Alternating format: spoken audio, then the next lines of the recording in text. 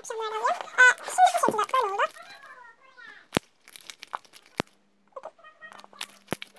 Şimdi bunu da şuraya koyuyorum. Ve çok harika bir böyle. Böyle en merak ettiğim şey rengi olacak. Şöyle göstereyim. Bu şekilde şu an slime 1, 2, 3, 4 tane slime var. Çok fazla slime yok. Şimdi bunu karıştırma zaman çok heyecanlıyım. Slime gözüksün iyice. Çok büyük olur umarım.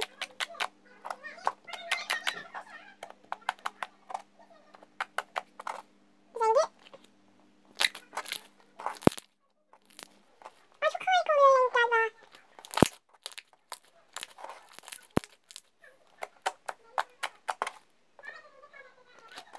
Rengi lila bir şey oluyor. Evet galiba.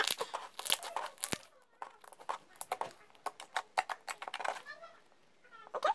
Çok az 5-10 tane sıçraflar var. Çok harika rengi. Arkadaşlar ilk defa bir slime'da bu kadar yaptığım slime çorbalarında ilk defa bu kadar güzel renk oldu. Ve yaptığımda slime çorbası yaptığımda bu kadar güzel renk olmamıştı. Şimdi çok harika oldu. Bakın mor renk. Demiştim kesin buna renk eklerim diye ama hiç eklememe bile gerek kalmadı. Çok güzel ya. İyi ki birleştirmişim yani. İlk slime çorbası yapmışım. Ve değil gibi de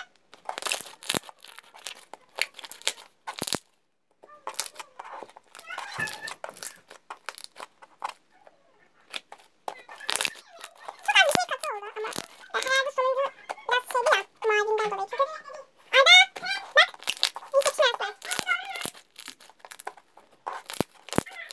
Nerede sen de oyna. Ya bak videoda. Yapışmıyor bak çok harika. Yapışmıyor elime malzemesi yapışmaz. Bakayım. Elli mi? Elime malzemesi. El yapışmıyor tabii ki değil. Biraz büyük olmuş değil mi? Arkadaşlar burada bunun yarısı kadar bir slime yapacağım. Onun da videosunu çekeceğim çıkan almadık. Yani bir ekstra. Arkadaşımdan aldırdım. O alacak bana. Onun da hepsini yapacağım ve olacak o biraz. Sonra onu bununla birleştirince çok güzel olacak. Ama sakın bunun rengi şey olmaz ya. Şimdi ya gel güzel oyna. Tamam. Peki ay gideyim sen oyna. Oturacağız. Kardeşimin rengi de slime oynamayı çok seviyor. Benim de dur bak. Renk şöyle gösterelim güzelce böyle. Ya kamerayı da beyaz versin. Elinize hiç yapışmaz. Şimdi sözden yapışmıyor. Bir sabun gibi. Bak ben açarsam patlat tamam mı? Bak bak. Kolancık yapalım mı kocaman bir? Tamam. Kolancık yapacağım arkadaşlar. Şurada yapayım. Evet.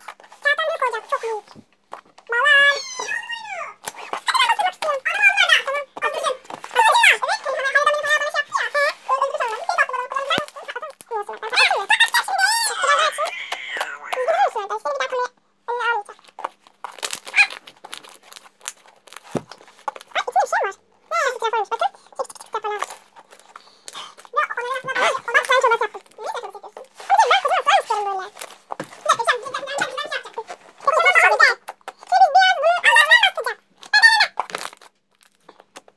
O zaman daha çok büyük. Böyle arkadaşlar internetten ben orijinini mi alsam yoksa hani o suların normal slime çıtı var ya şurada. Onların büyüklerini. Yani bir alsam şöyle böyle şey gördüm. Hayır bunu ben böyle gördüm. Arda bir dakika ben anlatacağım. Ben bunu yaptırıyorum. Arkadaşlar şimdi şöyle bir bastıracağım. Ben de böyle şöyle. Sonra öyle böyle yapıyor. Şöyle yapıyor. Arkadaşlar çok oldu. Bir de böyle. Değil mi? Bunu ben göster. Bunu yine şöyle havaya atıyor.